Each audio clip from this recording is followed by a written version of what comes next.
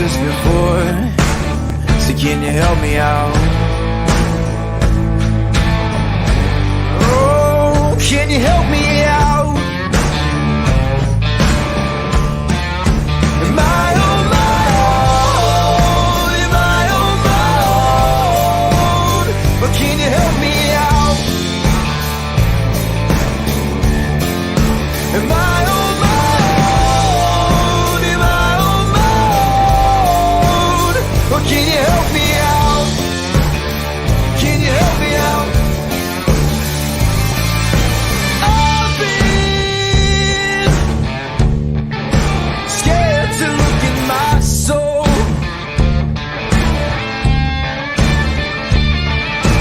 I've been afraid I would follow the road. Yeah, afraid of the things I've been told. Hello, everybody. Welcome to a Monday edition of Running Point, brought to you by Greenwood Chevrolet in Austintown. Anthony Hartwig alongside Ty Bartell, and as you can tell, I am not in the studio today. I feel like it's like in this world, in this today's age, I have to come out and say I am not in quarantine, just to not freak everybody out. I'm not sick. I'm not staying home because I'm sick. I just have an appointment I couldn't get out of at 1:15, so I'll be doing the first half an hour, 45 minutes with Ty, and then Ty will have you covered for the rest of the show. But the show must go on no matter what, so I'm here in the humble abode of my room. And we're ready to go today. Ty, how we feeling? It was a great weekend of basketball. It was a great weekend of basketball, and you know what? I couldn't be more excited now that my voice is, I think, fully back. I don't have any, and I don't think I have my lost voice anymore, so I couldn't be more excited for games going on the network tonight. But no, just looking around the whole scope of everything, I mean, we have some interesting things wrapping up in these conferences. Struthers still stays at top. The MVC Scarlet side's getting wild right now on the boys' side. So is the gray side as well. And oh my goodness, if we look at all of this, the AAC, who's the top dog over there right now? I don't know after this week. It's getting real crazy, though, in basketball. I know you're excited as well because you are now officially in the lead by a small margin in our pick'ems. I think, yeah, by one. I think, or one or two, I think I took the lead on. It might have been two. Because you took both the games from me on Friday that we split. I did. So. It was Lisbon, Wellsville, and then Struthers, Girard, I think. Right. No, Poland Girard, excuse me. But yeah, you have the lead, my friend, and I know you're happy about it. But I was very happy. But girls basketball tonight, chance for you to sneak back into it. Let's go over our recaps from Friday and Saturday. We'll start with the boys and the game that I was at. McDonald holds off Western Reserve 57-54 to get the win. Ty, this was a game where McDonald had a 12-point lead in the third quarter. And we know it from Coach Srensky. We've said it before. This Western Reserve team never says die. They refuse to quit. They took a lead about halfway through the fourth quarter, and then McDonald was able to just do enough to get out of there with a win. They hit some clutch free throws from Michael Porter, and also I believe Nolan Aguilar actually hit a free throw at the end to make it a 3-point game. So Western Reserve got one shot off. It was a wild one. It hit the back of the rim and popped out. So it was ever so close, but it did not fall. And McDonald wins 57-54 over the Western Reserve Blue Devils. It's been a story of Western Reserve's first half of their season is coming just that close to finishing off a lot of these games, and gotta stay patient, gotta stay focused, and don't get down on yourself, because the Blue Devils, Western Reserve, that is, they've been competitive in every game that they've pretty much faced this year, with the exception of a couple. Obviously, your Camels are a little bit above some teams, but they've even been competitive in those ones at points too. So you look at this, I think what Coach Zorinsky's doing, I think he's doing a good job over there. I think the boys are starting to buy in now, and I like what I see from Western Reserve night to night. But congrats to Coach Francis Shelley pulling off another close victory. He's pulled off a couple of them this season now. Michael Porter had 27 points on the night. It was funny because the first half, it was all about Gregory Constantino. He had 15 first half points, and the defense clamped down on him. And then in the second half, it was Michael Porter that went off. Most of his 27 points were scored in the second half. Yeah. So and when you that's kind of just how McDonald's makeup is, next man up mentality. And I think the most important thing to note, 4-4 record on the year, but that also puts them at only one loss in the conference. So they're tied in second right now, I believe, with who else is second place? Louisville. Tied in second with Louisville on that Scarlet side, with Springfield at the top with no losses. So it's going to get real wild here going down the stretch, I think. 3-1 in the MVAC. McDonald keeps pace. We move on. Wyndham, they had a tough night, but Matthews, they're a heck of a basketball team. They beat Wyndham 78-29 on Friday night in the Bombers hangar. And Wyndham just needing to figure out some stuff after starting off strong this season. I don't know what the issues going on in Bomber country right now, but it's something you hope to see them pick it back up, because I think they have a lot of talented players on this team, a lot of good, skilled basketball players on this team. But props to Matthews. They go out, show up, and get it done once again. Big victory for them. They looked really good in a couple of games this year, games that you did. So, like you said, don't know what exactly is going on, but they have plenty of time to right the ship before tournament time. Lakeview, they looked very good. They get the 43-33 win over Niles to get a conference win for the Bulldogs. And Lakeview's boys team is not a team you need to count out. And you know what? We both picked against them and proven us wrong again with a 10-point victory. And Lakeview is one of those teams, man. You can never count them out, regardless of record, boys or girls side. They're always one surprise victory away from opening everyone's eyes. And the boys teams have been doing pretty good this year. And that's big too, just to get wins inside that very tough NE8. And we move on. Columbiana, the 59-16 win over Latonia. They roll in the EOAC. Clipper clap along all the way to another victory for Columbiana. Both boys and girls teams looking solid this year. Columbiana picking up another victory, big conference victory too against Latonia. And then we move on. West Branch, they're still undefeated, are they? I think they are. 48-39, they get the win over Minerva. Yeah, West Branch keeping pace and taking it down. Minerva, a team that they probably should have beaten that one. They take care of business, as West Branch usually does with those type of games. Another big win for the Warriors. But to Minerva's credit, they're a lot more competitive this year than they have been in the past. So obviously that program, not a YSN family, but always good to see struggling programs get a little bit back on the right track. So Hubbard, speaking of getting on the right track, they get their first win of the year. They get it over South Range. 67-57 over the Raiders. Yeah, and it's a big win, too, for Hubbard. First win of the year, and this one was very unexpected for both of us, too, as the Hubbard Eagles come out, get their big win over South Range inside the NE8 and get a little bit of revenge from the football season, too, on the boys' side. I tell you what, I'm not shocked that Hubbard won. I'm shocked that they scored 67 points, because even though South Range has been struggling, it's been not because of their defense. So to score 67 against that really strong defense of South Range, that's tough to do. So props to Hubbard, because I think if Coach Klusenik would say, hey, we're going to get 57 points in a game, he would guess that they're going to win most of those games. So to score 67 against a very tough Raiders defense, very, very impressive from Hubbard. Yeah, no doubt at all. Congrats to Hubbard for flying away with a victory. Valley Christian rolls over Southern 57-41. There's another one of those Eagles flying away with victory, and this one it's Valley Christian on this side, and Valley Christian getting a big win like that too against Southern in that EOAC conference, and that's great for Valley Christian to keep pace. And like I've said all season long, they kind of remind me a little bit of kind of Lowville style of play. Maybe not as much with Lucente as Lucente's kind of he can drive, he can handle the ball well as he can rebound and get it out. But they got those two big guys, kind of like Lowville does, and Banovsky and Lucente. They got him in John Terrell Mixon and Joey Batista down low. They get it done in a different way and different than what we see modern style basketball. They're not going to beat you with a whole ton of threes, and they're not going to shoot it a bunch of times from the arc. They can, of course, but Batista and Mixon work it inside. They get the boards, and when it comes down to offense, they usually have the size advantage down low, and if they get that mismatch, they're eating all day. And you look at that Joey Bats, let's call him Joey Bats, he had a great day. He scored 13, and Valley Christian rolls. Good win for them to keep pace inside that EOAC. United, they hit the big 30-point victory over East Palestine.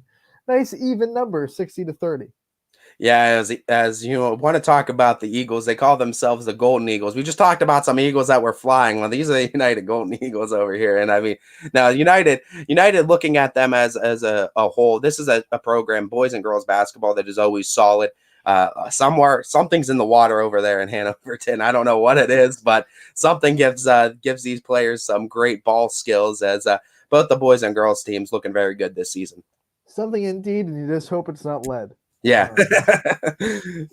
Well, I think we would all hope it's not that, Anthony. We move on. Warren Harding gets the 61-59 win over Howland, gives the Tigers just a heartbreaking loss at home. This one was one that I mulled over to because we knew this was going to be a rivalry. These two teams not too far from each other, and there's bad blood when these two teams lock horns. It seems like Howland and Harding, not just because they're in the AAC too. It's just it's a nice little rivalry that's going on, and Howland really brought the guns after kind of a questionable loss their last outing, coming out this one and looking very competitive against a Harding team and coming just that close too. But Howland now all of a sudden needs to start scrounging for these victories on the boys' side in the AAC if they want to keep pace and win this conference. We actually picked Harding, so unfortunate for Howland, but we both picked Harding, and they got close one, and it was a closer than I thought too, because I don't know what it was with Howland with their game previous against Boardman, but they figured something out and almost pulled off a huge conference victory. Liberty, they beat LeBray Friday night 70-60. The Leopards, they keep shining in the MVAC gray tier. And you know what? LeBray getting their full squad back and looking a lot better as a team, but this is a Liberty team that's been streaky. But like I said, it's offense that's the biggest question for the Leopards on the boys' side for Liberty, because when Liberty, they could play defense with just about anyone. They could contend with just about anyone defensively. Offensively is the biggest question. If they're having a good night, they could beat just about anybody. But we've seen them have their struggles too, where it looks like a different team. This Leopards team looked like world beaters the other night too, like they did against Ursuline as well too. So when they keep this kind of offensive pace, watch out, because Liberty's a tough team to beat. Lisbon with an upset, 56-50. They beat Wellsville. You picked it. Good job, sir. You picked it. It held off the tie again. It gave me the lead, 2-game lead too. No, good win for Lisbon over a quality Wellsville team that's been there, done that. Usually in the EOAC, they're usually at the top. Lisbon needed one of these victories too, and boy, oh boy, you got to imagine the confidence for Coach Huxold and that whole Lisbon community has to be sky high. That's a great victory for them. That's a big victory for Lisbon. Is Hunter Daly scored their first 16 points of the game, so I think that's pretty good. pretty good, I must say as well. Yes. Springfield, they rolled over Jackson Milton 73-32. No problems in Tiger Country. No problems at all. And Tigers looking very, very tough on that Scarlet side. I believe still have to play McDonald twice and still have Lowville at home too. But Lowville's been one of the closest games that we've seen on that Scarlet side. But other than that, Springfield's really done a good job of coming away with a lot of victories too.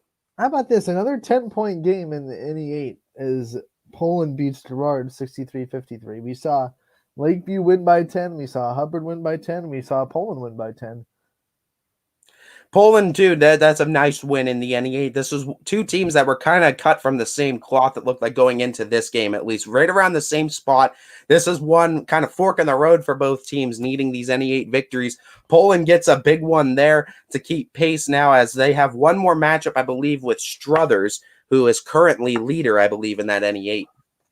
East Liverpool, they roll over Edison. They get the win 79-17.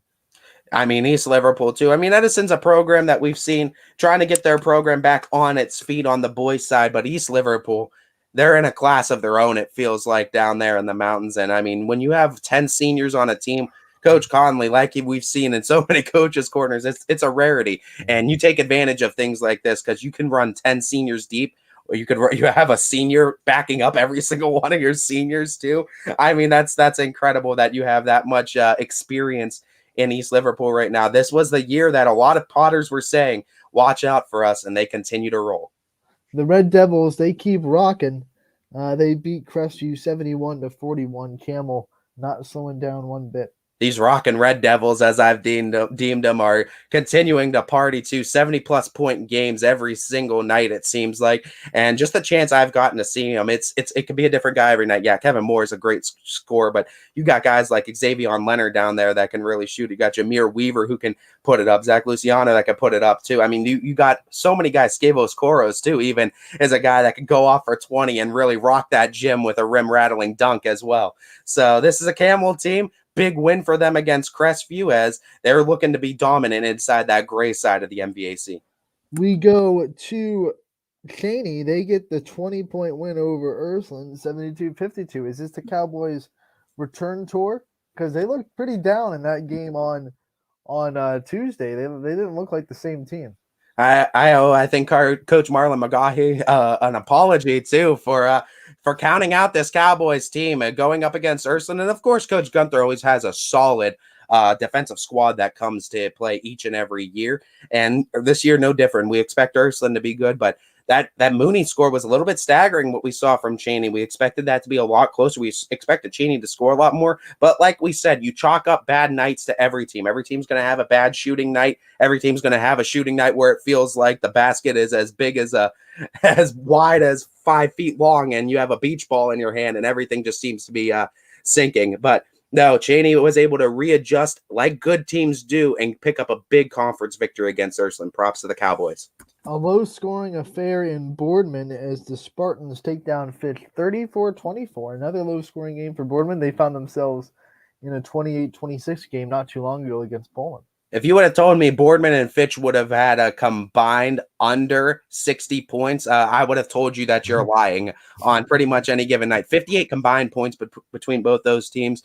These are usually two high-scoring offenses, very athletic, that like to get out there and run. But as we said, and I said too, the athleticism of Fitch is one where I thought they were going to be able to get out and run a lot more.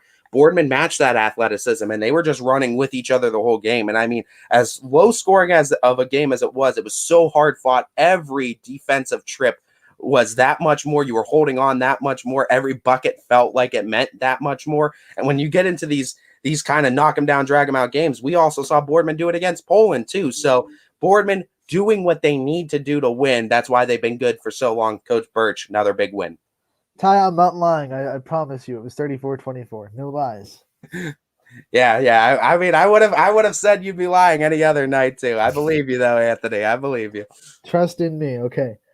Struthers, they break the streak of 10-point victories. Unfortunately for the N8, we couldn't go 4 for 4, but it was close. 68-57, 11-point victory for Struthers over Jefferson. And you know what? This was a Jefferson team that we were all saying too, watch out. This is the wild card. And once again, the Wildcats answer the test. And like I've been preaching the whole season, until someone knocks them off that pedestal, you got to keep looking at the Struthers Wildcats as the team to beat in that NE8. Wildcats better than wild card, I guess. For sure. We go on to Lowville. They get the 56-25 win over Sebring. You were there, and the Rockets, they were ready for liftoff.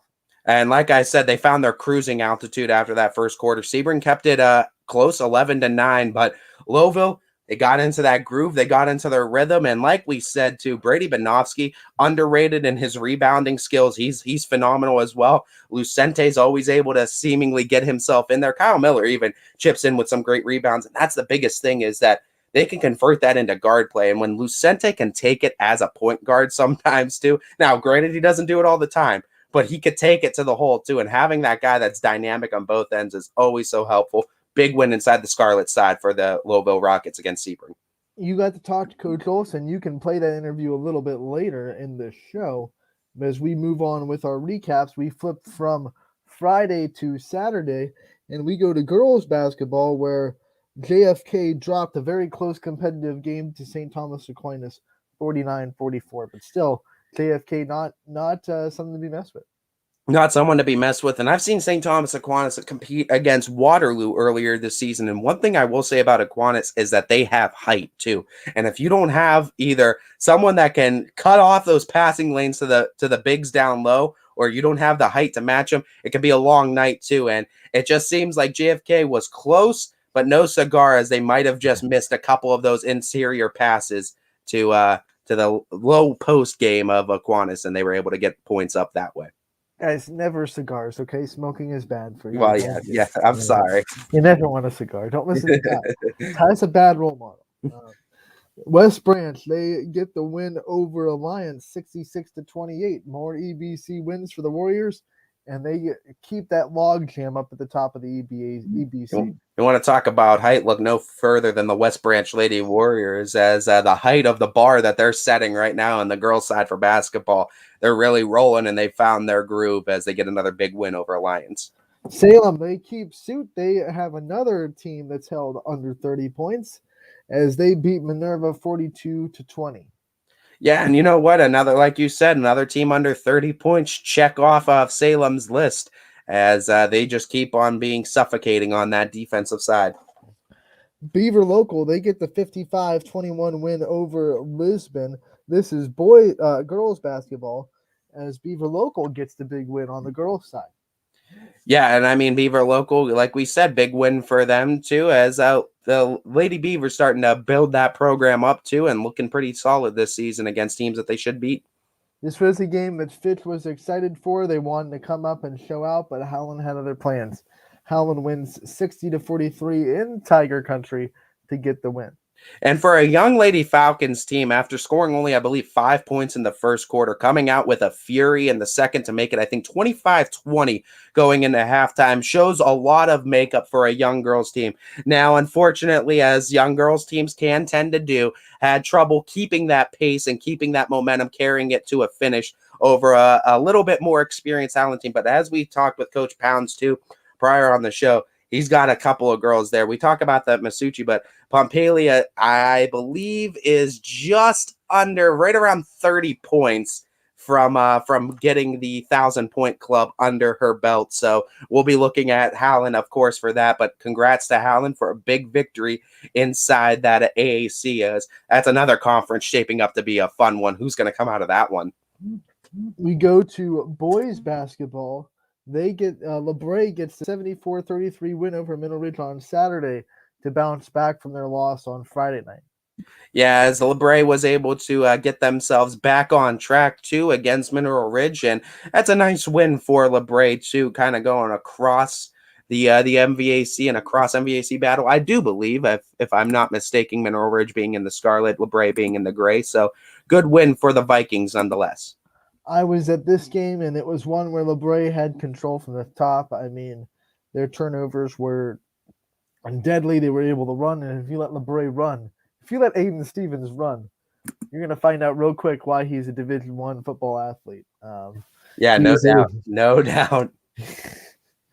He was able to run a lot. He scored 20, and LeBray rolled over Middle Ridge 74-33. But I do want to give a shout-out to Middle Ridge's Peyton Zepko, who never gave up in this game. He had so many effort plays. He actually had a pretty impressive 16-point performance for Middle Ridge. So tough night for the Rams, but they have some talent on that roster. Yeah, and I mean, it's another case where they just got to build themselves up to playing in a tough Scarlet side of the MVAC. They're going to have a lot of tough matchups too. And when they go over to the gray side and play those teams too, there's a lot of tough teams over there as well. But Mineral Ridge, just stay strong, stay focused. You'll get back up there before you know it. Springfield gets 2 wins in 2 days as they win over Salem 61-40 on Saturday. Yeah, as the Tigers looking really good right now, and question now becomes who could stop Springfield in the basketball realm. There's a few teams I think that might be up for the challenge, but we got some fun and exciting matchups still on the docket, so we'll see. I think McDonald will give them a fight. I think Lowville set round 2 will be fun. The only issue is that the round 2 is going to be in Springfield, I'm pretty sure. So that's the only thing, is Lowville doesn't have home court advantage. So we'll see if they come out with that fury, though. You know they're still thinking about that 4-point loss earlier in the season. Back to girls basketball. Canfield beat Warren Harding Saturday 51-18. Yeah, Warren Harding on the girls' side needing to build back up after the departure of their real big 3 in scoring ladies last year, too. So Warren going to continue to build that program, and it's never too long until they do. But Canfield doing what they need to do and coming away with a big victory. Ursuline girls, they get the win over East 49-33 on Saturday. Big win for the Irish. 2 wins this week for Ursuline. And Coach Scott really trying to get that program on its feet again. And a lot of the girls are starting to buy in and starting to really develop before our eyes this season, starting to come up with big buckets as well. And it's going to be exciting to see how Ursuline continues to develop this team throughout the season as they play a tough enough schedule to get them ready for tournaments. Camel, they get 2 wins in 2 days as they beat Champion 81-35. Yeah, and I mean, you look at Champion too. I mean, what they've been able to do this season, that's just another impressive win for Camel. As Camel again scoring 70+ points on the season, been a heck of a year too for the Rockin' Red Devils. Speaking of 70+, Warren JFK, the boys won 75-26 over Medina Christian. Yeah, and Warren JFK doing what they need to do as they're one of those tough teams in the lower divisions. Division 4, it's just a team that just seems like they're in a class of their own, as well as Warren JFK on the boys' side looks to be very, very strong going into the season. Hey, another score that goes over 70. Heartland Christian 78-52 over Columbiana. As Johnny Bucket's coming up with another big one, you would imagine. As you know, when you have someone like that too, it just makes the team so much better. When you have a guy that's already gone out, gotten you 50 this year, has the capability of dropping 30, 40 even on any given night, it makes the team so much better, and it gives you and creates so much more open looks. And we're seeing Heartland taking advantage of that. Coach Scott doing a great job over there as the Lions continue to roar. And let's go with a close one to finish, and it did not go Ysn's way, unfortunately. But the Urban Scholars get the 3-point win over United 63-60. And that's a good matchup, too, for United going up against the Urban Scholars and coming just that close from a victory. Props to Urban Scholars. They were the better team that night. All right, now let's move on. Since I won't be here for the rest of the show, let's quickly do our picks. Because of the craziness, we didn't have time to make a poll today, so apologies. Polls will be back tomorrow. But picks for girls' games, let's start with the EOAC. East Palestine versus Valley Christian. Ty, you won, so I'll go first. I will take Valley Christian. Yeah, I'll go Valley Christian as well. Latonia going to United. 6 o'clock tip-off for this one. I will take United. Yeah, I got United as well on this one. It's your first pick. I'm sorry. Yeah, no, you're good. I was going United as well. You can take 2 in a row. Okay, Columbiana at Lisbon. Give me Columbiana. And Wellsville at Southern. Give me Southern. I will take Columbiana and Southern as well. We go to the MVAC gray tier. Brookfield traveling to Garfield. This one will be good. This one will be good. Who you got, Anthony? It's your pick. 6:15 tip, and I'll take Garfield at home. Garfield at home is what I was going with as well. Fort Fry game impressed me. This one for the MVAC top spot. Liberty at Champion. Biggest game of the night. 6:30 tip-off. What do you got, Ty? Oh, my goodness. Champions look so good this year. This would go a long way for getting them on the power rankings, but I can't go off of what I've seen this year, and I can't go off of the big goose egg in the loss column. Give me Liberty or give me death. You know what? In this big game, I'll split. He's going to be the champion. So we got one guy going for Liberty or going for death. And one guy said, I just want to be a champion. I'm going for death. Give me death. Give me the death. I just want to be a champion. We go on to that one, and we go from that to LeBray at Crestview, 7 o'clock tip. I am going to take LeBray. Yeah, let me get LeBray on this one as well. Move on to the MVAC Scarlet, Waterloo at Springfield. Waterloo putting their top spot to the test. I'm going Sweethearts. Can't go against them. I'm going Sweethearts. Take them down, Springfield, if you want. But I got 8 Lady Vikings that are coming into pillage. I can't see Springfield losing 2 in a row. It will be interesting too. I'll take the Tigers. Good game. I'm interested to see how Waterloo contends. I'm splitting with you. I'm taking the Tigers. Taking the Tigers. You could come back in 2 games right there too. Could tie it right back up. Sebring at McDonald, 5:45 tip for this one. By the way, that Waterloo Springfield game tips at 5:30. I'm gonna go. Is it my pick? No, it's your pick. My pick. I'll take McDonald. I'll go McDonald as well. Jackson Milton going to Western Reserve, 6 o'clock tip. It is your first pick. Blue Devils, Blue Jays. Blue Devils have looked really good, but I can't discount Blankenfort's back. Blue Jays look good against Springfield. Give me Jackson Milton. Give me Jackson Milton as well. Mineral Ridge going to Lowville, 7 o'clock tip. I will take the Rockets. Yeah, Rockets ready for takeoff. Give me Coach Medelsky and Lowville. We go into the NE8 South Range at Girard, 7 o'clock tip. South Range at Girard. This one wasn't close the first time, by the way. I know. We thought it would be, but the Raiders flexed. Yeah, and that's why I'm gonna go. I'll go Raiders as well, because like I said, until someone knocks these teams off, the top teams off their pillars, gotta go with them. South Range. South Range needs to keep pace. I think they do. I'll take South Range as well. Hubbard at Poland, 7 o'clock tip. It is my first pick. I'm taking the Bulldogs. Oh yeah, Poland. Give me Lady Bulldogs of Poland all day. Lakeview at Jefferson, 7 o'clock tip. Your first pick. Fly, Falcons, fly. Give me Jefferson at home. I'll go with Jefferson as well. And then NE8 play rounded off with Struthers at Niles, 7 o'clock tip. It is my first. I don't remember. I got cats flexing their muscles on both sides. Give me Struthers. Pymatuning Valley travels to Wyndham, 6 o'clock tip. Who you got? If Pie Valley's what I remember them being, I gotta go with Pie Valley in this one. I'll go with Pie Valley as well. I already saw them this year against Brookfield. They look pretty impressive. Badger at Bristol, 6:15 tip. I'll rock the Ysn banner and pick Badger. Yeah, give me the Badger Braves as well. Lady Braves on this one. All right, Heartland Christian traveling to Ursuline. These two teams matched up last week. It went to the Irish. Now they'll match up again in Youngstown, 6 o'clock tip. Yeah, I mean, you give the first matchup to Ursuline. You just put them at home. I can't pick against that. Give me Ursuline. Give me Ursuline as well. Warren JFK traveling to Matthews, 6:15 tip. Is the Matthews girls side as strong as the boys side is the question too. It's your first pick though. I'm rocking the banner. I'll take JFK. You'll go JFK. If you're gonna rock the banner, I'll rock the banner with you. I'll go JFK. We have Warren Harding at Howland, 7 o'clock tip. Girls side, I gotta go Howland on this one. Yeah, all Howland all day. East Liverpool at Edison, 7 o'clock tip. This one's actually kind of tough. Both these teams have been kind of in the same spot all year, looking good at times, looking not good at times. I have a sneaky feeling that East Liverpool is going to win this game, though. I'll take East Liverpool. Sneaky feeling. I'll split with you. Give me the Wildcats at home. Oh! Coach Smith and the Lady Wildcats. Snap. Okay.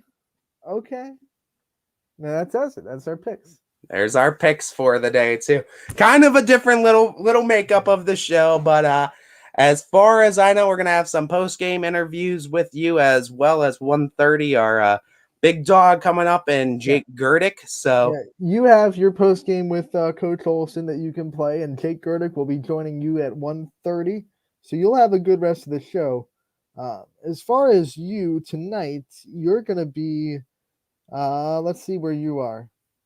I believe I'm over in Jackson, Milton, and Western Reserve. You're going to Western Reserve. I'll be in Poland. So yep. I'll see you there. Ty, you got the rest of the show. We'll take our first break on Running Point, and I will see you guys tomorrow. Ty, good luck, and I'll see you later. We'll be seeing you. New things happen all day. Some are good, some not so good. In today's complicated world, while you're busy working, playing, and living life, we're busy helping you make sense of the day's news. And there's only one place where it comes together with clarity, context, and accountability.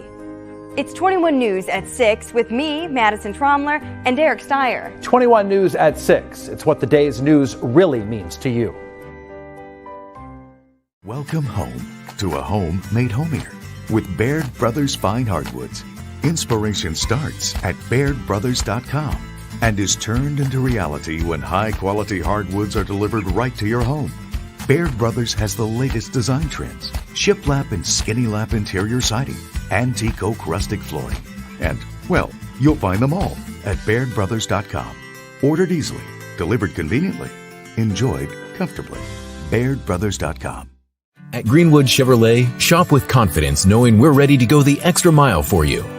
With the largest selection of used vehicles in the valley, backed by the Greenwood Advantage Warranty. Every one of our vehicles has undergone our own 126-point inspection, so it passes the most important inspection, yours. No other dealership has the extra inventory, gives you extra for your trade, and goes the extra mile for you. Only at Greenwood Chevrolet. Wrs Wealth Advisors, the area's premier wealth and retirement specialists. Located on South Avenue in Boardman. Quality, customer service, and integrity. Those are the 4 words that have driven our success since 1957 at Joe Dickey Electric. Joe Dickey Electric is one Mahoning Valley landmark business that stays current with the requirements of our customers.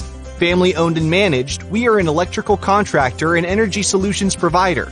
Every member of our team adds to his or her skill set through ongoing training. Residential, commercial, industrial, automotive, and more. We keep ahead of the needs of our customers with a fleet of more than 50 vehicles and 24/7 emergency service, so you're never left in the dark. When looking for home design inspiration, don't just be inspired, be Baird inspired. Whether new or remodeling, Baird Brothers has the latest trends like shiplap to refresh your home. Go from inspiration to installation with our wide selection of in-stock American hardwoods. From the rustic charm of antique oak to the warmth of traditional cherry, Baird Brothers has what you need to make your home inspiring. Baird Brothers, our family's heritage, your family's home. For a great vehicle and a great experience, come to Boardman Mitsubishi today. As always, our full lineup of Mitsubishi models comes with a standard 10-year, 100,000-mile powertrain warranty. Boardman Mitsubishi, your hometown Mitsubishi dealer since 1999. Coca's Pizza, always supporting our community and our local athletes. Stop in on game day or score big and have it delivered right to your door. Check out our daily specials at cocaspizza.com. That's Coca's Pizza, we serve it hot. At Hubbard Chevrolet, Hubbard can help you get the financing you need regardless of your situation. I'm Tony Page, and I've helped thousands of customers in Northeast Ohio and Western Pennsylvania buy a vehicle. Visit HubbardChevy.com to get pre-approved. Remember, folks, Hubbard can help.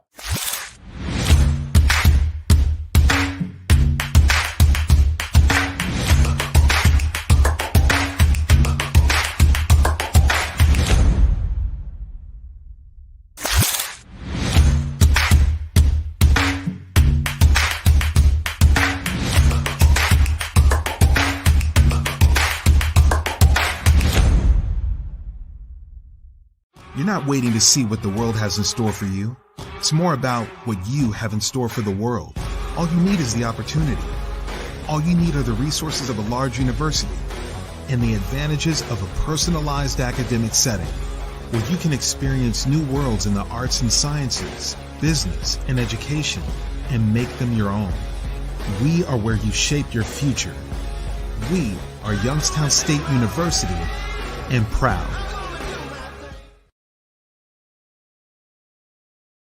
Welcome back, everybody, to this Monday edition of Running Point. Yeah, do not adjust your computers, your television screens, or your monitors.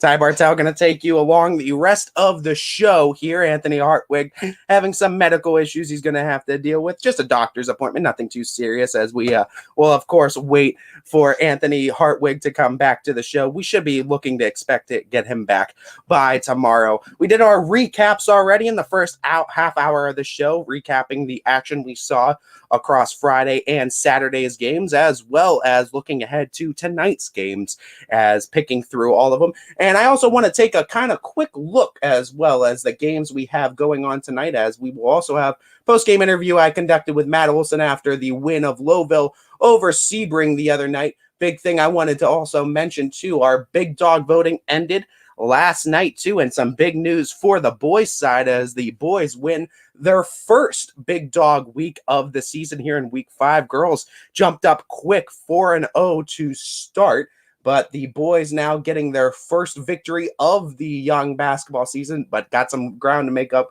Boys, as we look at the boys voting totals. It ended week 5 at 41,269. The girls coming up in second, of course, 24,163. Good for over a combined total of 65,000 votes and some change. So guys showing up real well again in the ysnlive.com big dog voting too, as we await the hear results of that too, as we had some great contestants on both sides. We await for those, as well as our power rankings. You can be expecting those to be coming up, as well as we saw a lot of movement going on last time too, and we'll take a look at that as well, kind of predict who might be moving in and out with that as well. But without further ado, I would like to now play our post-game interview that was conducted with Matt Olson after their big victory against Sebring.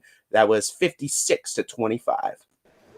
Welcome in, everyone, as I'm here now with winning coach Matt Olson of the Lowville Rockets, 56-25 over Sebring. And Coach, you guys are starting off pretty hot in the conference, obviously, with the exception of the one loss at Sebring. Just talk to me about now, until that next matchup with Sebring, how important it is to get these conference wins too, especially with these ones that obviously you don't want to say you should win these games, sure, but in matchups like this, with the way you guys have been playing, you guys took care of business when you needed to. Yeah, we haven't played in 2.5 weeks. You know, we were supposed to play Camel during Christmas break, and then we ended up playing them at Rocket Mortgage. So it got moved, so we didn't play there for 2 weeks, and then we had a COVID exposure. So it's been rough for a little while. So we haven't played in a while. We always struggle up here in this gym shooting. We missed 15 free throws tonight, a lot of layups, and we're missing Vinny Blown. So a lot of things against us, but we'll get back into it here. Talking about that, and obviously too, when you miss a guy like Vinny Balone, one of your starters, and one of the key roles in this offense, who were you really impressed with, and who really stepped up tonight and helping kind of carry the load of missing Vinny Balone tonight? I mean, I don't think it can be any one guy. We knew it was probably going to be pretty sloppy in the first half as coaches, just because we haven't played. But you know, I was proud of our 2 seniors. You know, they haven't had a chance to start for us, so I was glad that they're able to start. Did a good job for us. We just wanted to up the tempo and push the pace. Finally pulled away there after a while. Talking about that too, one area I wanted to comment on, you guys dominated the boards too, and in a lot of games too, when you were at Rocket Mortgage, that was the key in getting the Red Devils their first loss. Is this something that you constantly pound in practice, and if so, how proud are you of the boys' efforts on the glass this season? Well, we should have dominated the rebounds tonight. I mean, they're not very big, and everybody knows that. We have to do a better job on the defensive end. We don't do a great job of boxing out. I think that's how Springfield got us at the end. We had some good defensive possessions against them, but they got second, third chances. So we expected to win the rebound battle tonight, but we want to get better on the defensive end. 2 more questions for you, Coach. Anthony Lucente was one of our players of the game tonight. Sure. Just talk to me a little bit about when you have someone that's a big, that can play the big, but can also kind of play point guard. He's a very good ball handler. Mm-hmm. How does that kind of open up your offense for you? And when he's going, how good can this offense really get rolling? Yeah, I mean, Ant's hard to guard. You know, like I said, we always shoot bad up here, so we missed a few threes to start. So we said we wanted to stop shooting threes and try to get the ball inside, but then, you know, we start to just be one-dimensional and stare at it. But Ant's a beast. I mean, he's impossible to guard if he's hitting his outside shot. Final question for you. Next game you got coming up is Tuesday as of right now against Mineral Ridge. You get to go back home and experience some of that Lowville crowd before into the new year. Just talk to me a little bit about the game plan against going against Mineral Ridge, and how do you keep this momentum rolling? Yeah, well, we just need to get some more playing again, so that's a positive. Vinny will be back for that one, hopefully. I mean, we think he will. As long as we don't have any other setbacks, we should be fine. We'll get some more practices in. We should have 2 good practices before we play them. And they're young. You know, they were senior loaded last year too, we know. But we know anything could happen in this league. And if you don't come to play, you can lose at any night.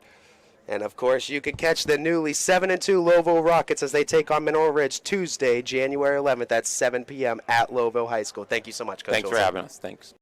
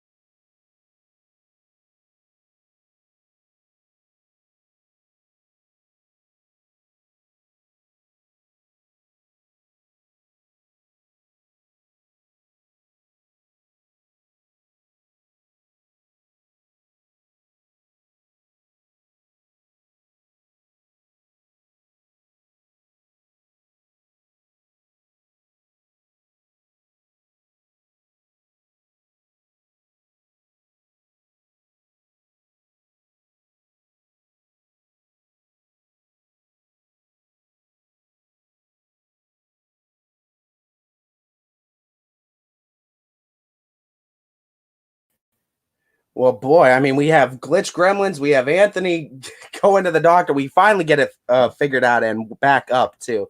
Sorry about that, but that was our post-game interview with Coach Matt Olson. And looking at that, too, I mean, another big victory for Lowville as a whole.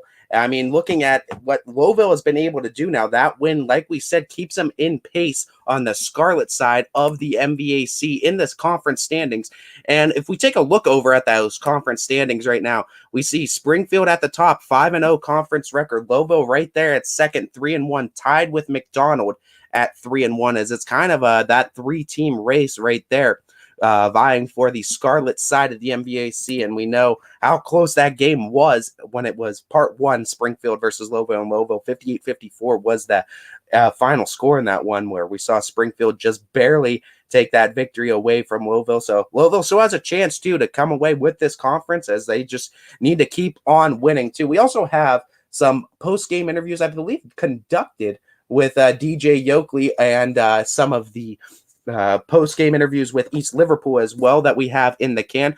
Looking at some of the other standings, though, prior to the games that we have going on tonight, we look over at the MVAC Gray side, too, in the girls basketball tier. We see right now Crestview is with a 2-3 record inside the conference. LeBray also 2-3. Of course, our leaders in that girls side of the gray tier is Liberty right now. They're rocking in an 11-0 overall record and looking very impressive doing so, with tonight being a huge matchup, like we said, going up against champions. So that one is definitely going to be one circled, I think, on a lot of people's hearts tonight, wanting to see that game. And if you're a casual basketball fan, that's going to be a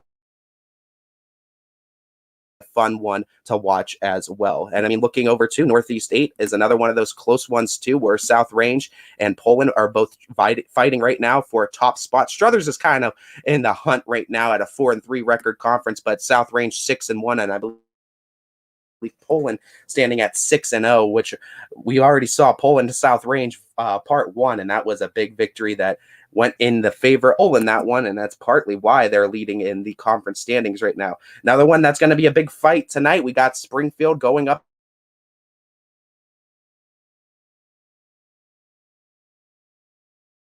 again. Granted, they haven't played in a few weeks. They're going to have to try to get themselves back on track now that in the new year against one of the area's best in the power ranked Springfield Lady Tigers. But Lady Tigers, if they want to take a hold of this MVAC crown, you got to figure they're going to have to go through Waterloo, and Waterloo, a team that's taken down some of the better MVAC Scarlet teams of last year. We saw wins, 10+ point victory wins over both McDonald and Western Reserve on the season, and it's looked very good. As I think DJ Yoakley is popping into this studio as well. I don't know if he has any news for us or anything. I'll just add him in real quick just to see any news we have, boss man, or are we just checking in on things? I'm just loading in the power rankings right now, Ty, and man, okay, they are interesting this week. They the voters have started to fall in love with some of these teams, and you'll be able to see it here in a couple minutes. But man, West Branch is a big beneficiary this week of that Marlington victory, because they do some hopscotching right up the charts, and it's exciting to see, because now it's fun. Now there's conversation based around all of this stuff that goes on. So I'm interested to see what you think about this. It'll be loaded there in just a minute. So as we'll patiently await for that, just exciting breaking news from this week's DJ power rankings brought. That we will have our power rankings here momentarily. So DJ with the breaking news. Thank you again, DJ, for popping in and giving us that. As like DJ said, we are going to be moments away too. Also 1:30, we have our last week's big dog winner on the boys' side in Jake Gerdick, the 6'6" center from Canfield. I'm sure going to be a fun, exciting conversation with him and see what he has to say, competing in that tough AAC conference and just competing through that tough gauntlet of a Canfield schedule as well. But we also are going to be awaiting the power rankings on both the boys and girls side. And as DJ just said too, there's going to be some exciting movement. We expected that too. We expected West Branch beating Marlington after Marlington owns that win over Salem, and we got a whole kind of log jam going on right now inside the power ranking. So that should be fun and exciting to look at, as well as we also know this week we're going to have the opening of Big Dogs coming up tomorrow as well. So look on the boys and girls side for that, for new Big Dog voting, as I'm sure you could probably think of a couple of candidates who had quite the week this upcoming week that can come up and get a Big Dog nomination or get on that for Big Dog nods, get up on the voting. As far as that's concerned, I believe we do have our power rankings ready. So without any further ado, I would love to get those played for you guys. And why don't we take a look at our power rankings around YSN basketball, boys and girls, this season on this week. This week's Power Rankings brought to you by Armidas Kachina, perfect for your graduation party. If you're looking to make a splash this graduation season, make sure you book Armidas Kachina at armidaskachina.com.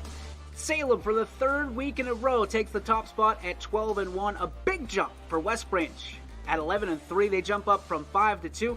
Poland sitting still in that bronze spot at 10-1. Liberty takes a little bit of a slide, still perfect on the season though, at 11-0, sitting at number 4. Louisville comes in at number 5, 7-3. Then it's Canfield at 6. Howland at 7. Brookfield climbs a little bit at 8. Champion up to 9. And Garfield back on the charts at number 10 at 6-5 overall. Welcome back, Lady G-Men.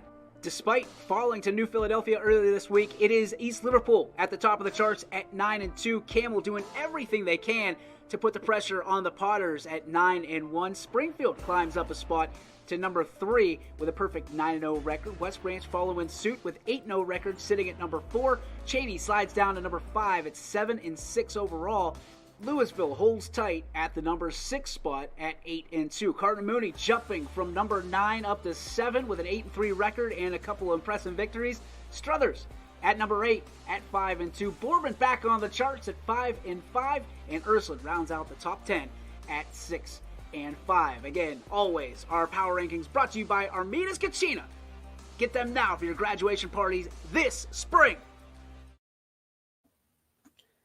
As we bring DJ Yoakley back into it, just to talk a little bit about these power rankings and a lot of movement like we saw too on both the girls and boys side right now.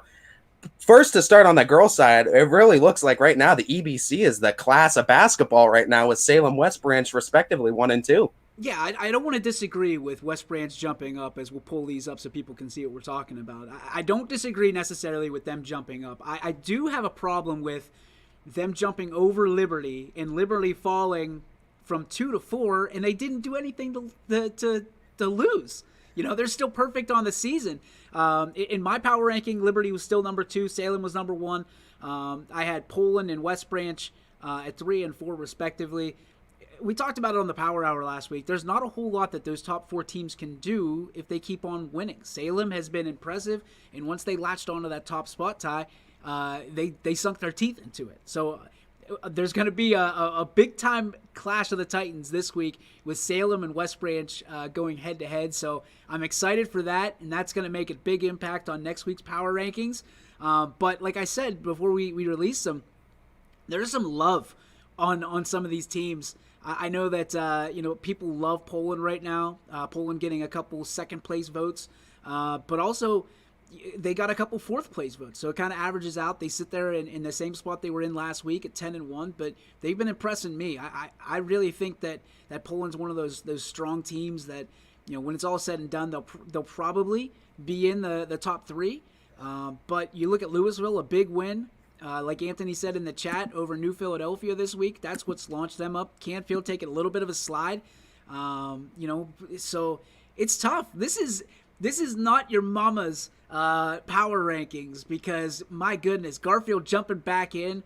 That means that there's teams like Waterloo that were chucked out of here because Garfield's been really turning it on lately. But you look at their record, and that's the crazy thing, Ty. You look at these records, and you're wondering, okay, why is Garfield in at 6-5? Why is Canfield in at 7-4? 7-3, Louisville sitting in the 5 slot.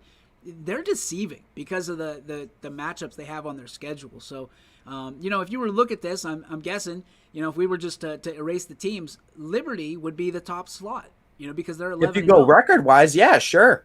But reality is look at Salem. Salem has beaten everybody but Marlington to this point, and there were people making cases for West Branch to have the top spot because they beat Marlington, a team that Salem has not defeated yet. So I'm really interested, and we've got a lot of different dialogue going on with these power rankings, and as we add voters, it's really interesting to me how people vote. So, and I mean, you have so many games coming up just this week, next week in general too, DJ. Like Canfield and Howland, they're gonna have to play each other. Champion and Liberty are literally hours away from playing here on the network, and that's gonna be another one of those games where you got to figure after this week, there's gonna be a lot more movement on this girls' side as well. Well, listen, another team that was getting a lot of votes was United, and I think United and Poland play this Saturday. So when you look at that, if United's able to get a win, they're not on the chart right now. How far is that going to propel them up the charts? They've been on the charts earlier this season, but if they win, what does that mean? And what does that mean for Poland if they were unable to get a victory on Saturday? That's why I love this, the parody of it, being able to talk about it, talk through it, and getting people's different perspectives. And we try not to be homers with this. It's very challenging to do sometimes because, from your standpoint, from my standpoint, a lot of times all we see is one team. You know what I mean? For the majority of the time. You see a lot of Fitch. I see a lot of Salem.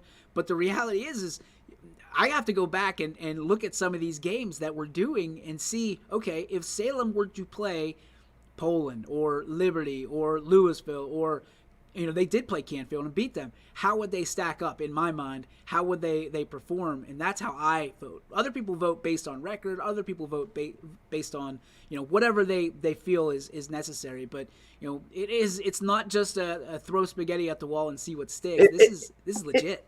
It's good, though, to see different types of strategies and methodologies going into the voting. And I tell you, you ask what does it mean for all this? I tell you, it just means hours of great basketball and hours of entertainment for all of our viewers, DJ, because you look at these power rankings and now these matchups when you can say number 9 champions facing number 4 Liberty, it becomes that excitement and that swirl because a win for this champion team who kind of felt like maybe they got snubbed the first few weeks. You got to figure a win over number 4 Liberty would send them into the stratosphere as far as where they could be in the power rankings right now. Absolutely. And I think at the end of the day, Ty, it comes down to, like I said, that United Poland matchup to me is the biggest matchup that's going to make the biggest impact here moving forward for both teams, because if Poland wins, in my head, they essentially stomp down United to the fact that United won't be able to crack the top 10 probably the rest of the way.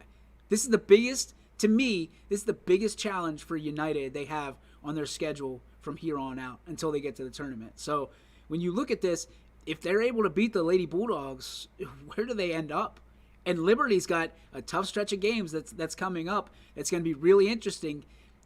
I know they're taking offense to not being number 1. I know they're going to take offense to sliding from 2 down to 4 based on West Branch and Poland. But now they have the opportunity to prove it. Now they have the opportunity to go out and beat some of these MVAC schools that we've seen, the champions, the Brookfields, the Springfields. And listen, look, do you see Springfield on here? Exactly. I mean, and the big thing is too, I mean, like you said, and I think a lot of the voters that go into this, strength of schedule has to be at least a factor. Maybe not the end all be all, but it has to be a considerable factor when you're talking about these teams. And looking at some of these schedules, I mean, you can just see who's gone through a gauntlet of a schedule and came out pretty. And when you see teams like a Garfield who's sitting at 6-5, number 10, got to remember they played Fort Fry close, almost beat a Fort Fry team that came inches away from knocking off the most prestigious girls' school in the entire state of Ohio. So you see what Garfield's been able to do with their program. Big things happening around the girls' side for basketball, DJ. I think a lot of movement's bound to happen, though, these next couple weeks. And I love it.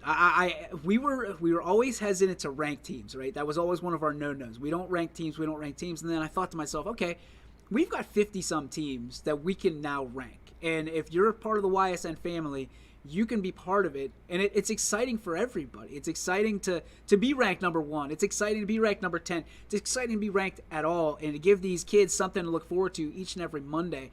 I mean, look at the boys' side. Look at this. Liverpool loses a game, but the voters still so firmly entrenched that the Potters are that good of a team, because New Philly is no slouch. Let's make that completely clear. But even after losing a game, East Liverpool takes that top spot. I think Campbell's sitting there and saying, hey, wait a minute. Whoa, time out.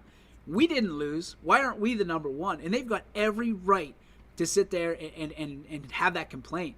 But Camel is also going to be tested very much during the next stretch. Like you said, the next 2 weeks are going to be huge. Springfield, watching them play against Salem, my goodness. I mean, it was lights out basketball, and anybody can take control of that helm on any given night. Coach Brink has a great team over there in Springfield. West Branch, I think a lot of people looked at the record between these two teams. Springfield has one more win, and so they get the higher spot, because I don't think that you can decipher between Springfield and West Branch right now. They're very close, I think, talent level wise, and just what they're able to do and what they do well on the court is very similar, eerily similar at points. And yeah, I think that's fair too, with just one more win on Springfield's schedule, putting them there. One question before you continue though, DJ. Sure. I mean, you got to figure though too.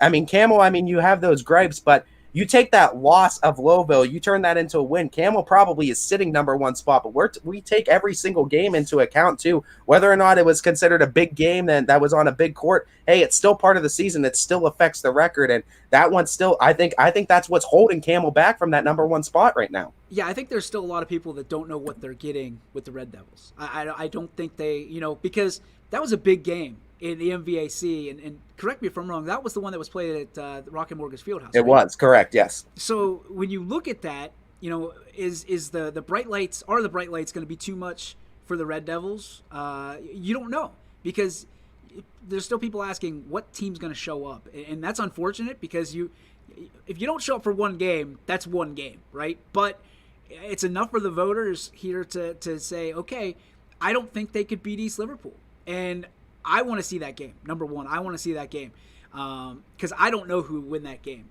Part of me says East Liverpool probably, but I mean, we've seen it on this show. We've seen it. I've got the interview with Coach Conley that says when they played Salem, they won by 16, and Coach Conley was irate about the way his team played.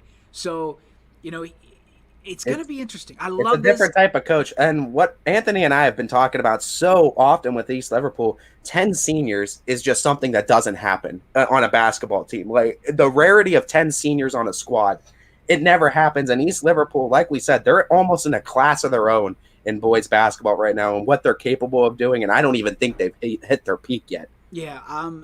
The two teams I'm really have my eye on, Ty, and I think a lot of people do, Cheney and Ursuline.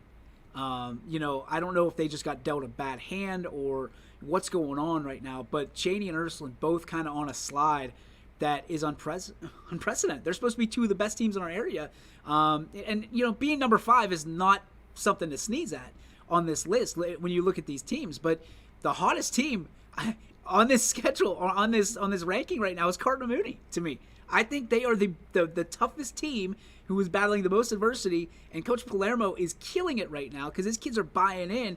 Rocco Turner being one of the hottest commodities in all of Northeast Ohio in basketball, and now they sit at number 7 after last week being at number 9. So look out for the Cardinal Mooney Cardinals. After winning against Cheney, I think everyone's eyes opened and shifted towards Cardinal Mooney, and everyone collectively was like, whoa, this team has something to build. But I mean, you look at it, 3 teams from the Steel Valley Conference are in the top 10 right now, and they all have to play each other one more time. So again, movement is bound to happen inside these power rankings. One thing I'd like to note, Louisville jumping up too, but Struthers is another team that I've kind of been hot on the train of all year long. And when we look at their record from last year all the way to this year, started last year to this, I think it's 33-3. And I've been saying it for a while, until someone in that NE8 knocks Struthers off their pedestal, I think the Wildcats are a force to be reckoned with.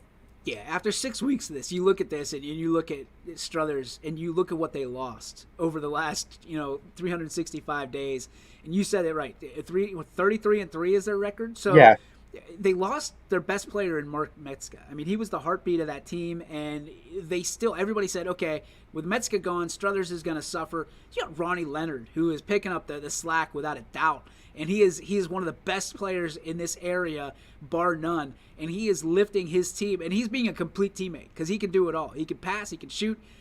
He's not afraid to give the ball up if there's an open shot somewhere else. But for Struthers to be 5-2 beyond this, it means that there's a lot of people with a lot of good feelings about the way things are going for Struthers right now. Because, like you said, Ty, you look at that NE8, you look at Poland, you look at some of the other teams that are there that can make a splash. Jefferson isn't too bad this year.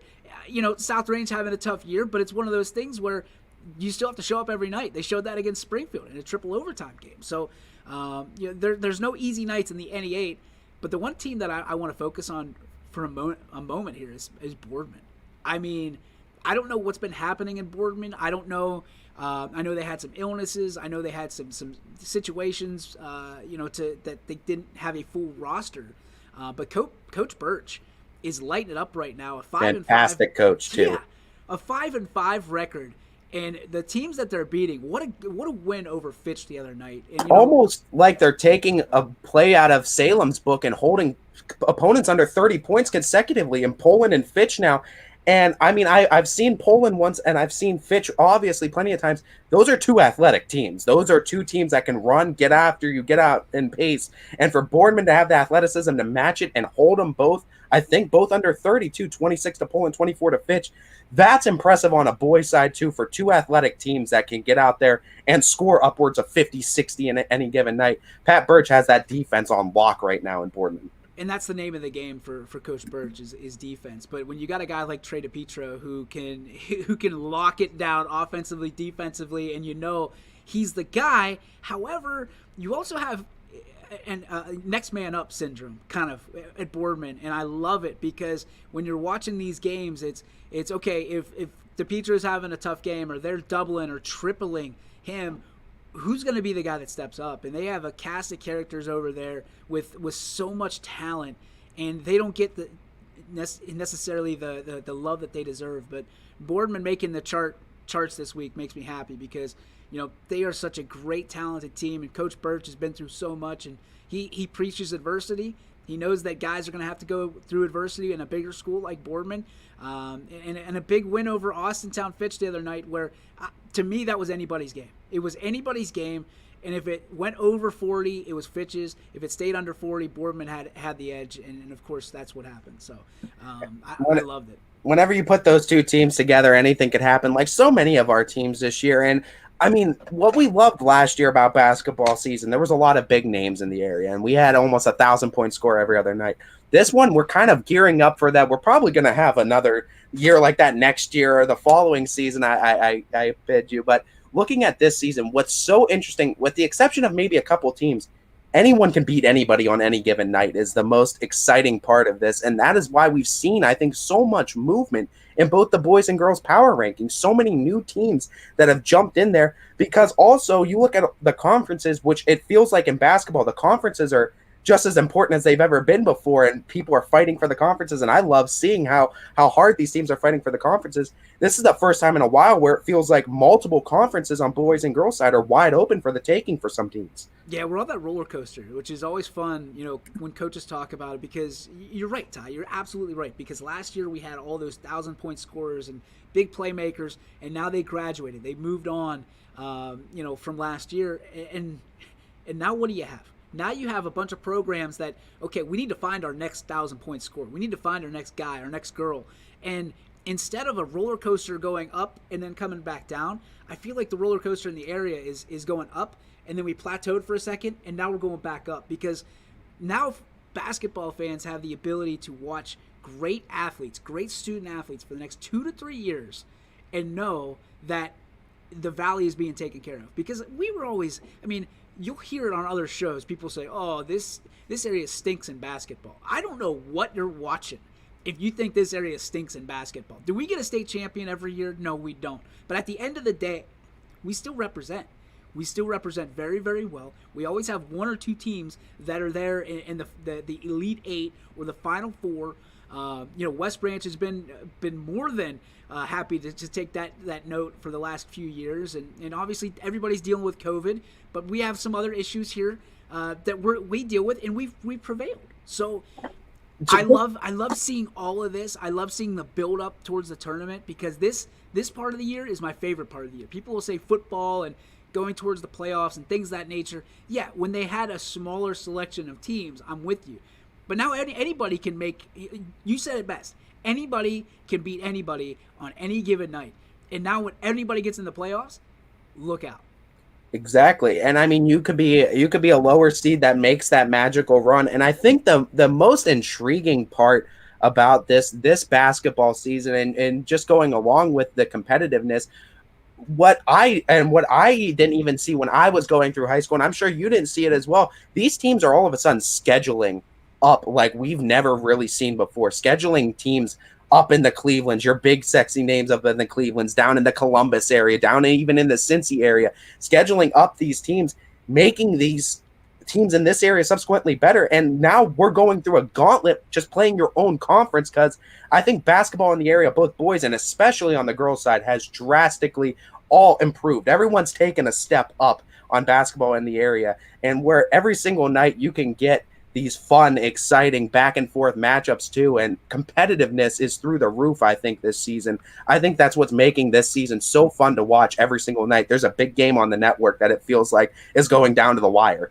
No doubt. And I think we're at the point now where we're starting to see the products of AAU basketball. And we're starting to see the kids that started out when they were, 8, 9 years old, 10 years old, playing basketball pretty much all year round. And, you talk about Mark Metzger and Trey Metzger, sorry.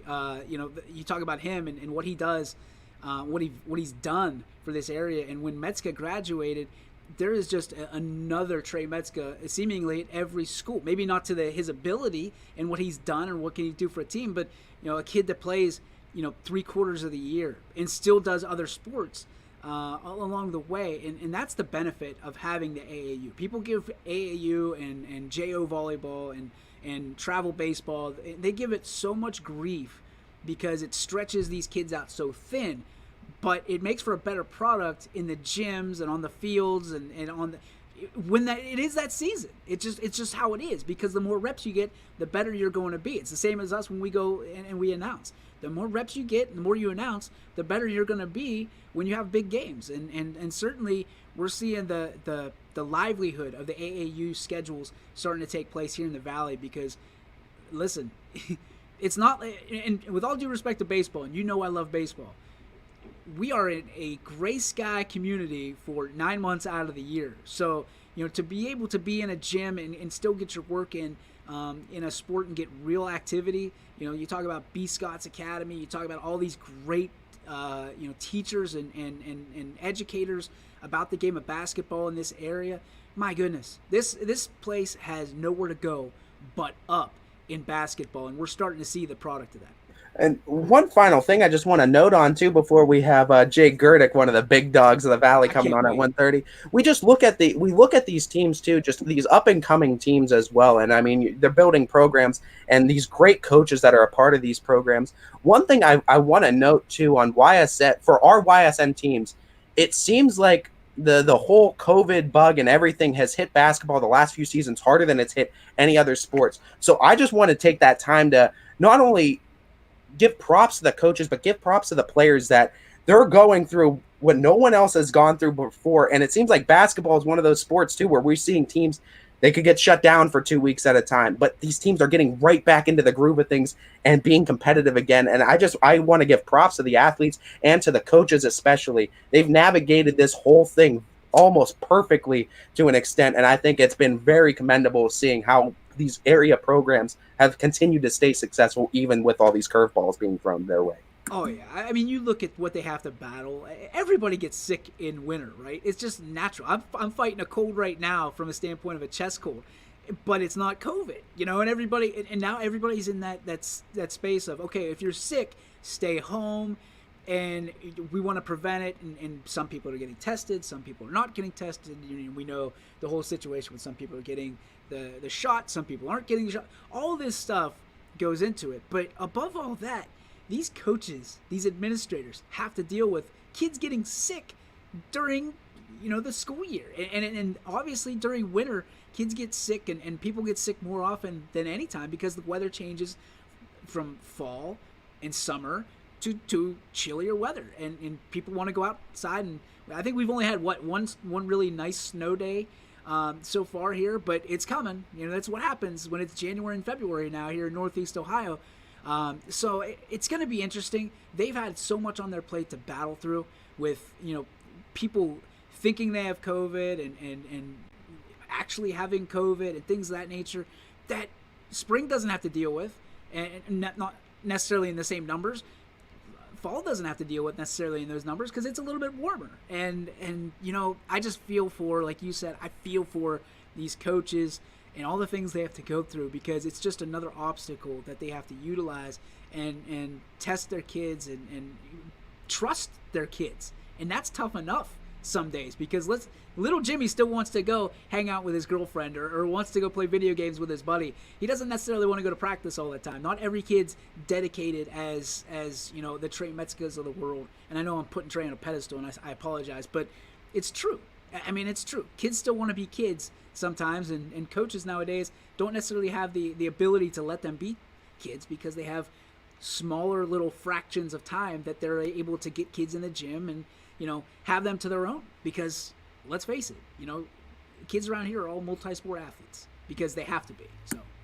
And DJ, of course, we appreciate you coming on and just talking these power rankings a little bit for us and kind of helping us navigate through the voters and what they kind of chose for our top 10 teams on both sides of things. I'm sure it's going to be a great talking point for YSN staff and fans alike for the rest of the oncoming season. Any programming notes or anything you want to talk about with upcoming Power Hour from 3 to 4 coming up, obviously, here on YSN's network? No, the Don will not be on. He's got an appointment today, so I don't know who's going to show up. You never know who's going to show up on the YSN Power Hour. So 3 to 4, we'll have it for you.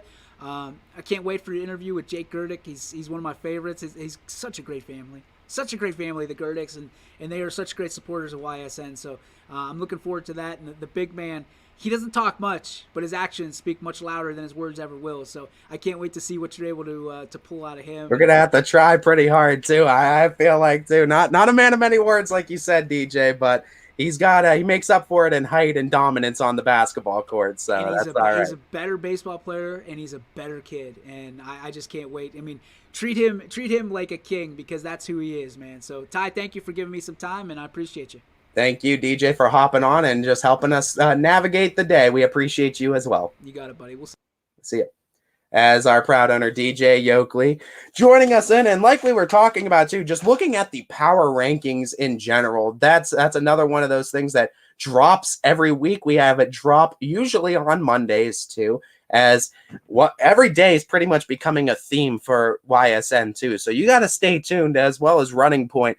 You get a kind of a different theme every single day. Mondays are usually our power ranking days, too. When we don't have issues like this, too, we have a run a little bit more smoother. But of course, Anthony Hartwig having a doctor's appointment today, so we obviously hope for the best with him. I think it was just a checkup for it, so we obviously wish the best for him. But Monday's looking to be power ranking days for us going forward. We always talk about our Baird Brothers big dogs that drop on Tuesdays, so we have that usually scratched off the list. Scotty Mintrow, as always, joins us in studio on Wednesdays, as well as we have our Wednesday where we kind of utilize it to highlight some other sports that don't get usually highlighted during the season in the area. So for our fall sports, we had Brian Tonar on Wednesdays for the golf segment, and we always are going to look forward to having Brian Tonar on for our Wednesdays segment for the fall. As far as golf is concerned, does a great job. But now we have Gary Alsizer that comes on too for Wrestling Wednesdays. And of course, we love having Gary on to talk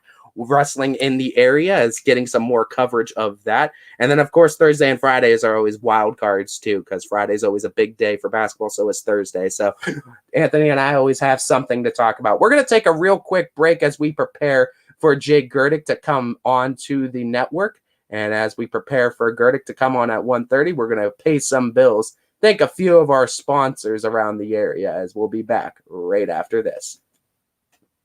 Every customer has a story, and at Greenwood Chevrolet, we are committed to making sure it ends with you in the right vehicle. I get to be part of somebody's adventure, whether it's buying a car for the first time, helping them get approved, or finding the perfect car for their budget. I'm proud that people trust me with their finances. They trust me to take care of them, and they trust me with their story. I'm Tracy, and I'm ready to go the extra mile for you, only at Greenwood Chevrolet.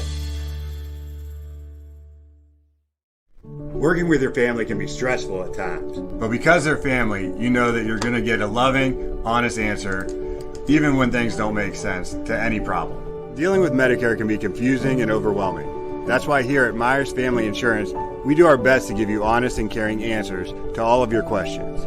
Family, like Medicare, isn't always perfect, but when you put others first, the results can be amazing. For all your Medicare needs, call Myers Family Insurance.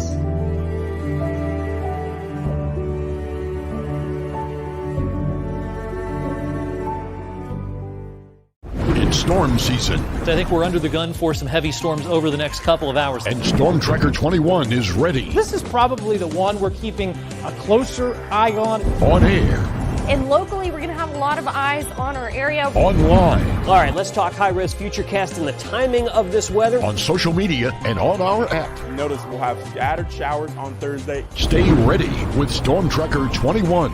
The severe weather threat now through around sunset this evening. Hi, this is Tommy Clem, owner of WRS Insurance Solutions. WRS Insurance Solutions is a local, independent agency that specializes in life, Medicare, long-term care, and disability products. Call us at 330-953-3722 or visit us at wrsinsuranceSolutions.com to learn more. Good luck to all the student athletes in the Valley. When looking for home design inspiration, don't just be inspired, be Baird inspired. Whether new or remodeling, Baird Brothers has the latest trends like shiplap to refresh your home. Go from inspiration to installation with our wide selection of in-stock American hardwoods. From the rustic charm of antique oak to the warmth of traditional cherry, Baird Brothers has what you need to make your home inspiring. Baird Brothers, our family's heritage, your family's home. For a great vehicle and a great experience, come to Boardman Mitsubishi today. As always, our full lineup of Mitsubishi models comes with a standard 10-year, 100,000-mile powertrain warranty. Boardman Mitsubishi, your hometown Mitsubishi dealer since 1999. Coca's Pizza, always supporting our community and our local athletes. Stop in on game day or score big and have it delivered right to your door. Check out our daily specials at cocaspizza.com. That's Coca's Pizza, we serve it hot. At Hubbard Chevrolet, Hubbard can help you get the financing you need regardless of your situation. I'm Tony Page, and I've helped thousands of customers in Northeast Ohio and Western Pennsylvania buy a vehicle. Visit HubbardChevy.com to get pre-approved. Remember, folks, Hubbard can help.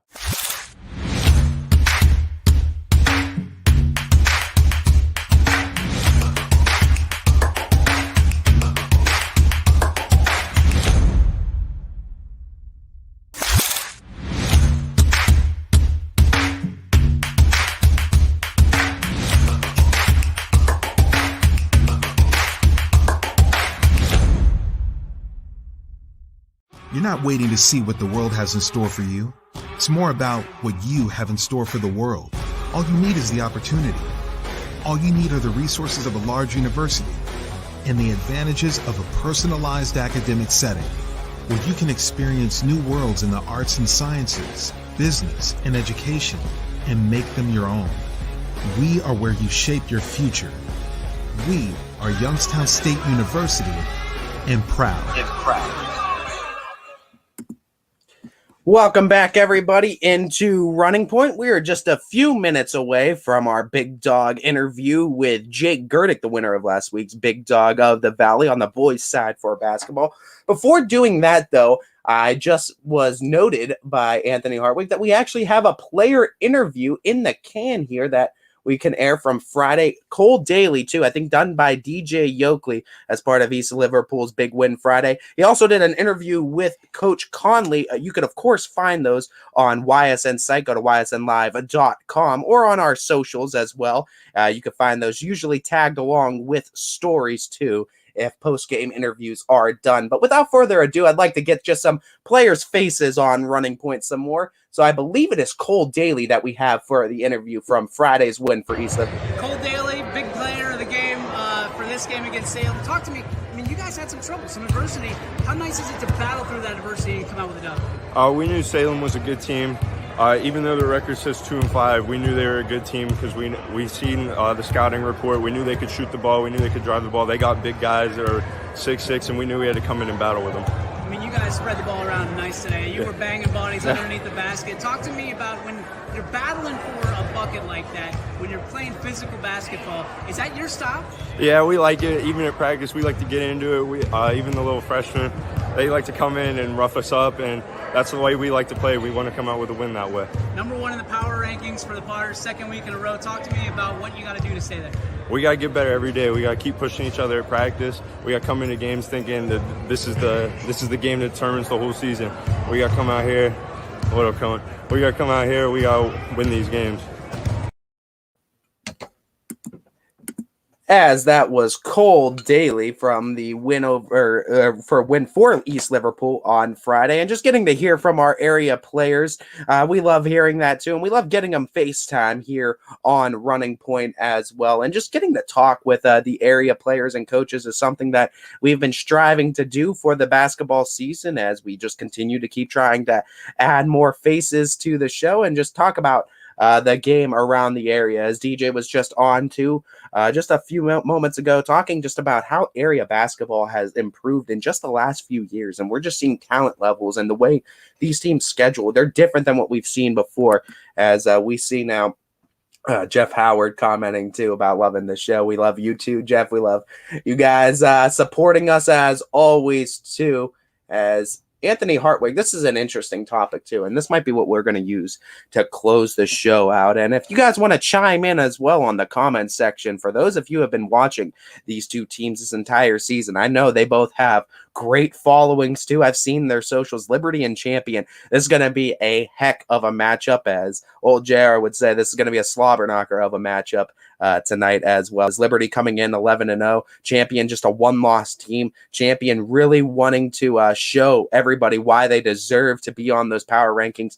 This is the game that they can really do it. This is the game that you come out on top of this one, you can really showcase why you deserve to be on those power rankings. And I would think that Champion either solidifies or gets themselves a nice little spot in those power rankings for the week then with a win there. And Liberty, for them, sliding from 2 to 4 without losing a game, you got to figure right now for Liberty, this is their chance to prove to everyone who's doubting them right now as being this 11-0 unstoppable team. Yeah, they've had their games, their fair share of games where it was close. It came down to buzzer beaters by Aaliyah Foster before, but you got to imagine looking at these two teams and what Anthony said, there is going to be contrasting styles. Who controls the tone? It's going to be interesting too, and we're going to be using that to talk about later on. Anthony also chiming in, of course, saying he forgot the score. DJ hinted at it too with Louisville, big win over New Philly too, and that's partly why we saw Louisville jump pretty high up in those girls rankings, as both the Leopards teams on the girls and boys side looking very strong, as Louisville, one of the better basketball programs in the area, and they schedule up and they schedule very well too, and having that luxury being an independent school gives them the opportunity to do so. And that could be another conversation for another day with our independent schools that are represented under YSN, both Heartland Christian and Louisville. Fun conversations to talk about too, where some teams, what we say too, and what's going into the power rankings is strength of schedule.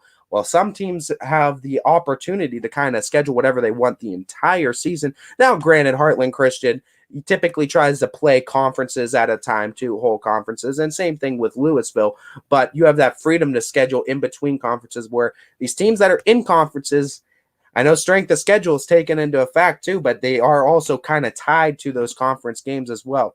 But like we've seen with conference games before, records kind of get thrown out the window, so maybe a different conversation for a different day, as we are patiently awaiting, just moments away from our big dog interview now with Jake Gerdick, and just my personal take on him and getting a chance to see him and covering a lot of Falcons games throughout the season, as well as other games throughout the area. I've gotten to see Jake Gerdick play against Fitch.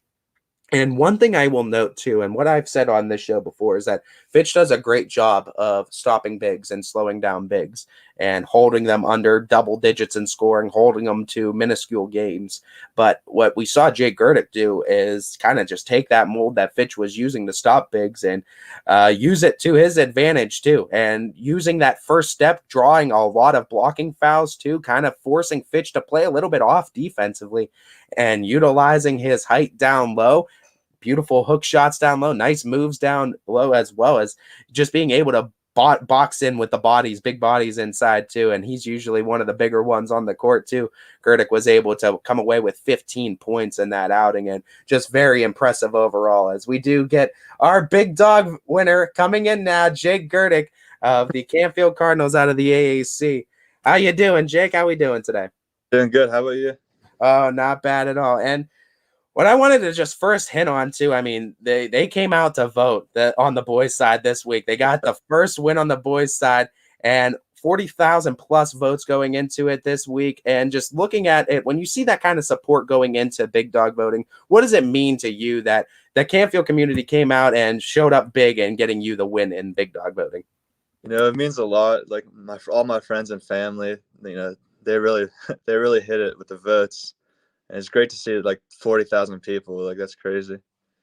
Looking at your play this year and looking at the way that the Cardinals are playing overall, you guys are really battling in some tough games and coming out on top of a lot of them. Coming up right now, you guys got Boardman tomorrow, and Boardman's looked like a tough team. Talk to me just a little bit about the excitement going into this game, and kind of give a call out to those fans too. I know it's a home game, and I know you guys are going to need a big showing in the crowd.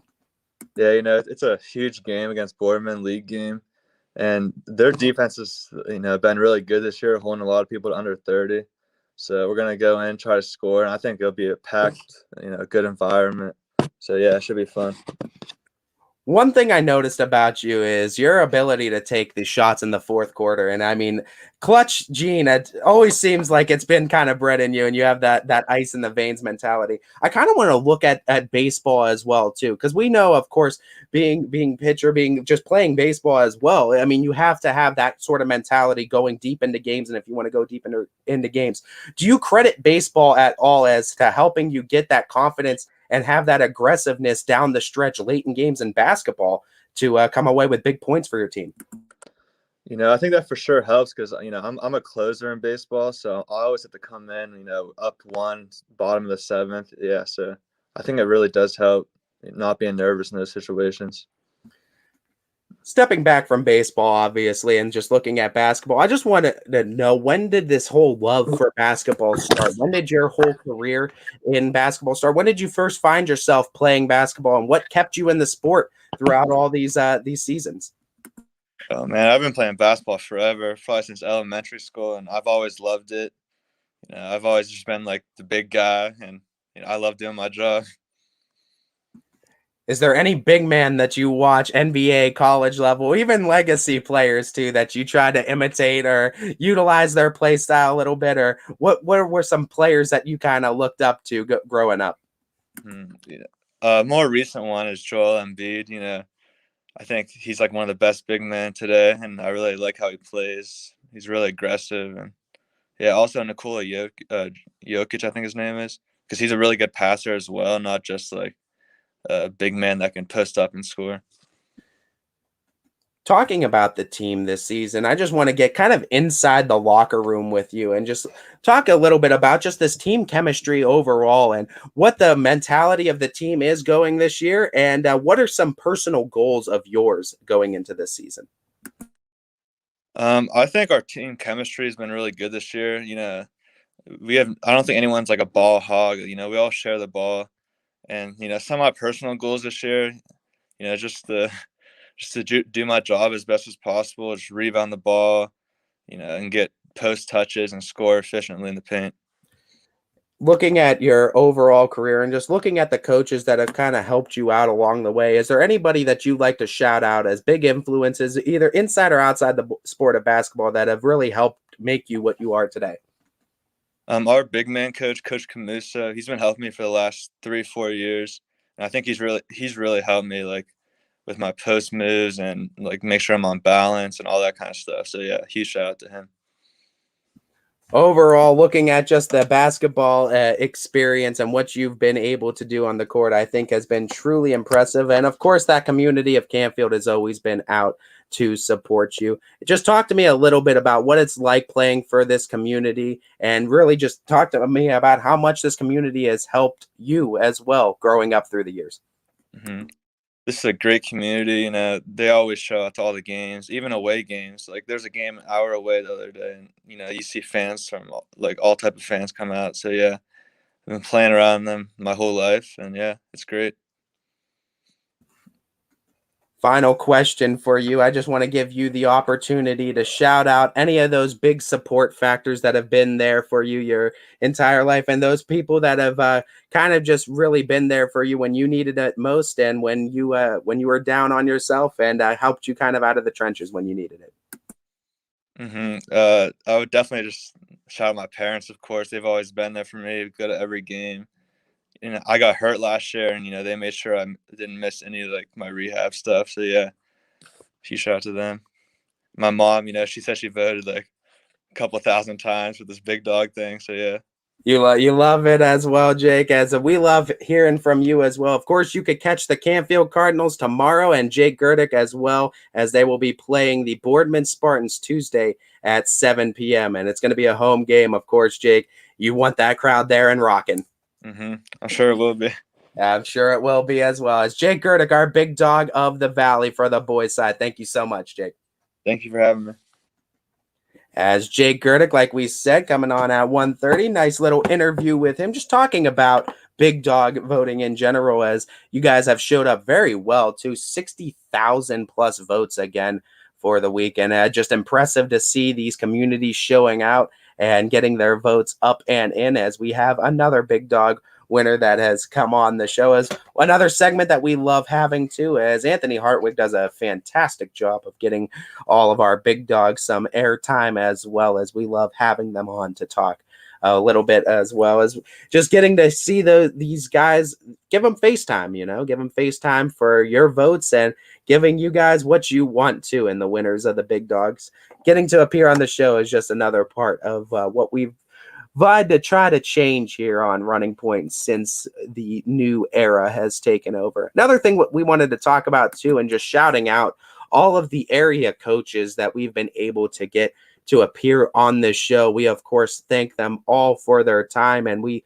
love having them, as well as we are proud to say that we're at, I think, 87 coaches and counting too. And that's just all kinds of programs that we love to highlight and continue to keep on bringing on and highlighting too, as we were able just today to check off Lowville, both boys and girls side too, with featuring Matt Olson on the show as well. So we love to keep on checking these coaches off. And like we said too, if we haven't gotten to you, we're definitely coming, as we look at what Anthony Hartwig had to say too. And this is what we're going to go into one of our final breaks with, kind of question to look at. Liberty versus Champion tonight, and this might be, if not the game of the night. Two different styles, who's going to control the tone, and that's what obviously Anthony thinks is going to be the key. But we're going to look at those two different styles of Champion and Liberty, kind of do a deep dive into both of these teams and take a look at this big matchup too.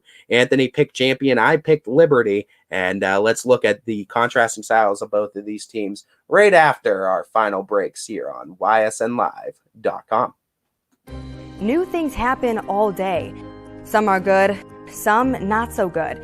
In today's complicated world, while you're busy working, playing, and living life, we're busy helping you make sense of the day's news. And there's only one place where it comes together with clarity, context, and accountability. It's 21 News at 6 with me, Madison Tromler, and Derek Steyer. 21 News at 6. It's what the day's news really means to you. Welcome home to a home made homier with Baird Brothers Fine Hardwoods. Inspiration starts at BairdBrothers.com and is turned into reality when high-quality hardwoods are delivered right to your home. Baird Brothers has the latest design trends: shiplap and skinny lap interior siding, antique oak rustic flooring, and, well, you'll find them all at BairdBrothers.com. Ordered easily, delivered conveniently, enjoyed comfortably. BairdBrothers.com. At Greenwood Chevrolet, shop with confidence knowing we're ready to go the extra mile for you. With the largest selection of used vehicles in the Valley, backed by the Greenwood Advantage Warranty. Every one of our vehicles has undergone our own 126-point inspection, so it passes the most important inspection, yours. No other dealership has the extra inventory, gives you extra for your trade, and goes the extra mile for you. Only at Greenwood Chevrolet. Wrs Wealth Advisors, the area's premier wealth and retirement specialists. Located on South Avenue in Boardman. Quality, customer service, and integrity. Those are the 4 words that have driven our success since 1957 at Dickey Electric. Dickey Electric is one Mahoning Valley landmark business that stays current with the requirements of our customers. Family owned and managed, we are an electrical contractor and energy solutions provider. Every member of our team adds to his or her skill set through ongoing training. Residential, commercial, industrial, automotive, and more. We keep ahead of the needs of our customers with a fleet of more than 50 vehicles and 24/7 emergency service, so you're never left in the dark.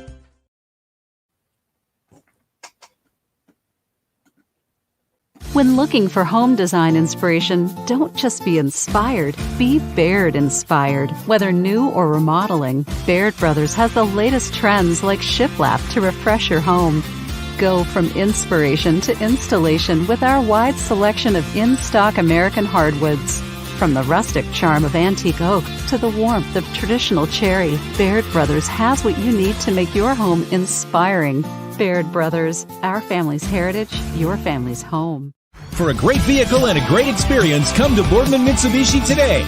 As always, our full lineup of Mitsubishi models comes with a standard 10-year, 100,000-mile powertrain warranty. Boardman Mitsubishi, your hometown Mitsubishi dealer since 1999. Coca's Pizza, always supporting our community and our local athletes. Stop in on game day or score big and have it delivered right to your door. Check out our daily specials at cocaspizza.com. That's Coca's Pizza, we serve it hot. At Hubbard Chevrolet, Hubbard can help you get the financing you need regardless of your situation. I'm Tony Page, and I've helped thousands of customers in Northeast Ohio and Western Pennsylvania buy a vehicle. Visit HubbardChevy.com to get pre-approved. Remember, folks, Hubbard can help.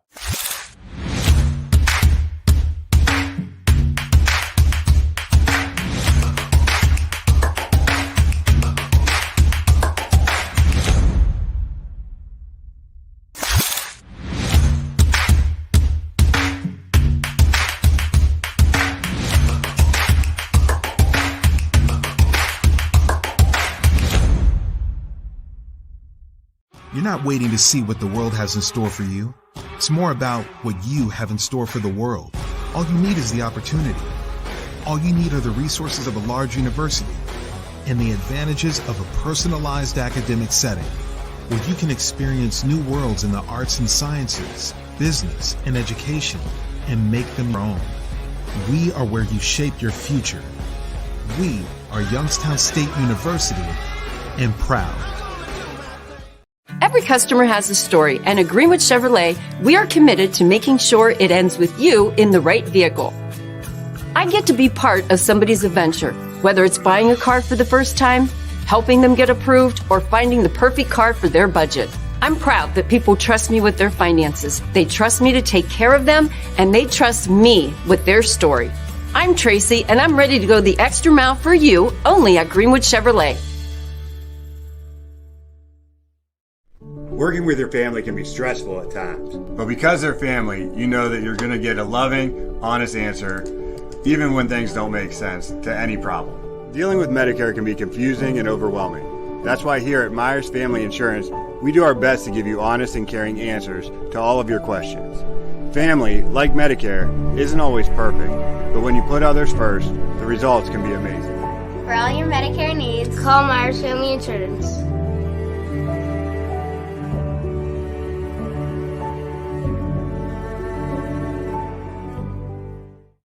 Storm season. I think we're under the gun for some heavy storms over the next couple of hours. And Storm Tracker 21 is ready. This is probably the one we're keeping a closer eye on. On air.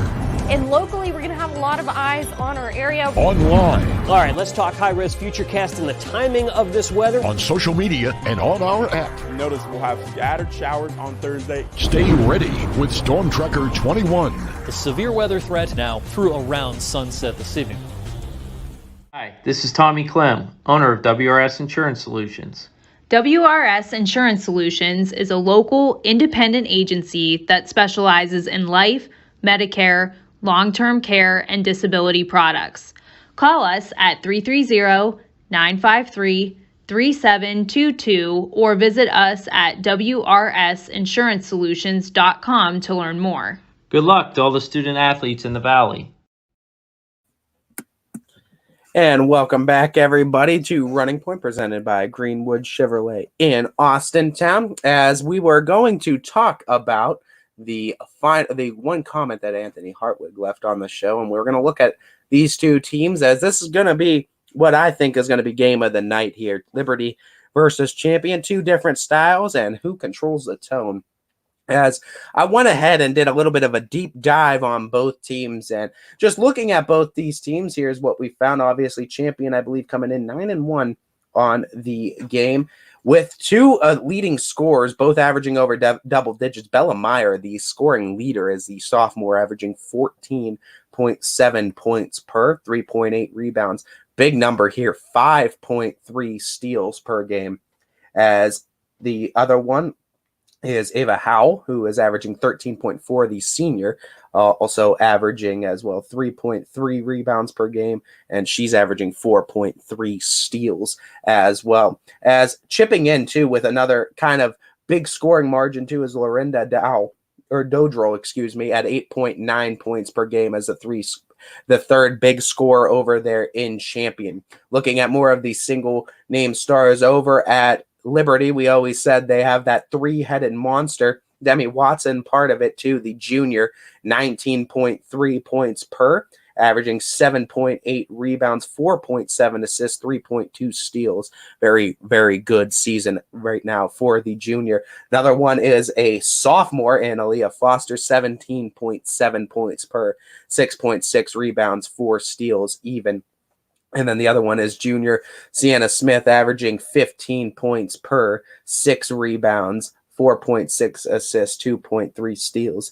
Like we said, that three-headed monster, two juniors and a sophomore, all of which we expect to come back next season as well. So look for this team to be good for years to come. Looking at more of the team stats, I went ahead and looked at them too. First, in just the shooting overall, we see that the Champion Lady Flashes in their games have made 53 pointers on 179 attempts, good for a 28% clip. Their free throw shooting percentage, they made 106 free throws this season, good for about 72% from the line, as they're shooting 40% from two. As looking at Liberty on that side of things, they've made 51 three-pointers, so one more than Champion, and a little bit better of a clip at 158, good for 32%. They've made less free throws at 85 on a little bit worse of a clip at 62% made. So that's where Champion has the edge there. Looking overall at just game stats for both of these teams, and as both these teams do a fantastic job of keeping up with their stats, and credit them to that. Champion, down the line, we look at them averaging 52.9 points per game. On the other side, Liberty averaging an impressive 65.5. Overall rebounding numbers for both teams, Liberty averaging 29.9, Champion just a bit under at 25.6. Assists on both sides, 14.5 for Liberty, 9.3 for Champion. This is one where Champion has a staggering number in difference, is the steals number, 18.3 steals per game for Champion, as 13.7 on the other side for Liberty. Blocks per game also leans a little bit in Champion's favor at 2.6 per game to 2.1. Turnovers per game is Liberty cleaner, a little bit cleaner at 10.5 turnovers per game, as opposed to the 13.7 by Champion.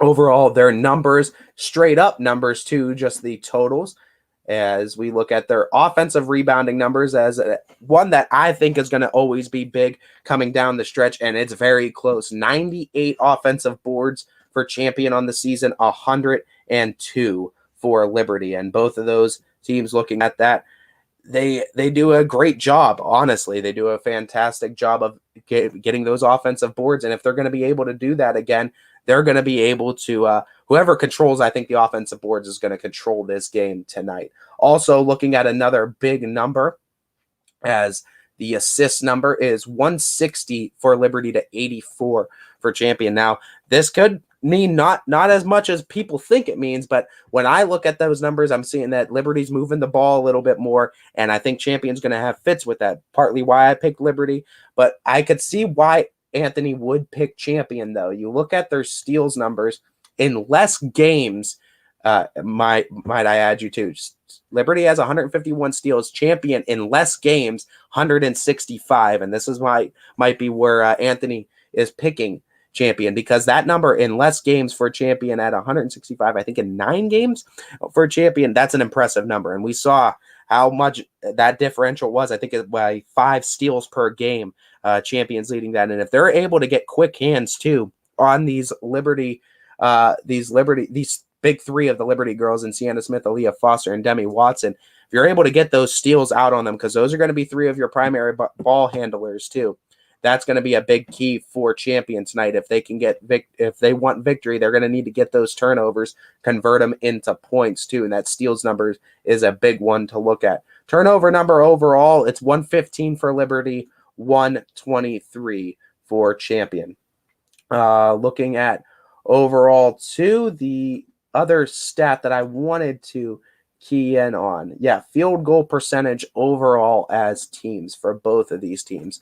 Looking at it, Champion shooting a 35% overall field goal percentage and Liberty shooting 46. So that number is also interesting too. Obviously, Champion coming in with a more defensive mindset mentality. And if they're able to turn that defense into offense like they've done against so many teams this year, they're going to be able to go ahead and get a big victory tonight, and one that I think would shoot them up in the power rankings. For Liberty to keep holding on and keep doing what they're doing, I mean, you look at what they've done so well, that big 3 over there, all averaging over 10 points per game, and Sienna Smith, Aaliyah Foster, and Demi Watson, the lowest obviously is even looking at it too. I'm sorry.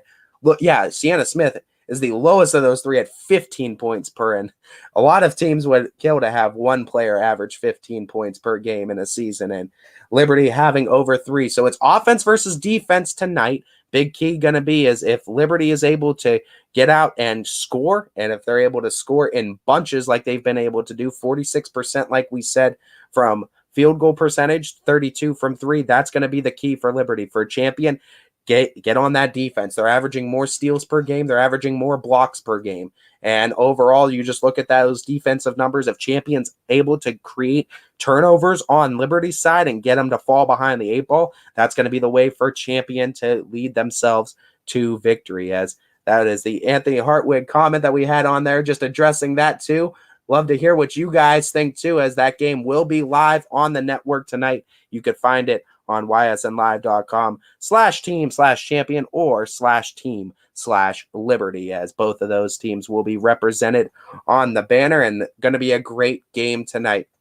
As for us here on Running Point, we are going to go ahead and wrap up this show as we get you ready for tonight on the network. Don't forget, from 2 to 3, we have our casual sports podcast crew coming on, and then 3 to 4, DJ Yoakley and the gang will be on for Power Hour. As we like to thank our proud owners, both DJ Yoakley and Brian Scott, who are able to bring these broadcasts to each and every person out there. To our GM, Steve Leslie, who with his work with Bobseen Park Baseball, YSU Football, and YSN Live in general, the entire area of Mahoning Valley would not know what to do without Steve Leslie, and so we thank him. But most importantly, to all of you who tuned in and help support these kids, these schools, and these communities, and just tuned into another episode of Running Point as we continue to support these kids, schools, and communities. You guys are what YSN really and truly is all about. And so we thank you. This has been another episode of Running Point with Ty Bartell, bidding you all a farewell and a good day, everybody.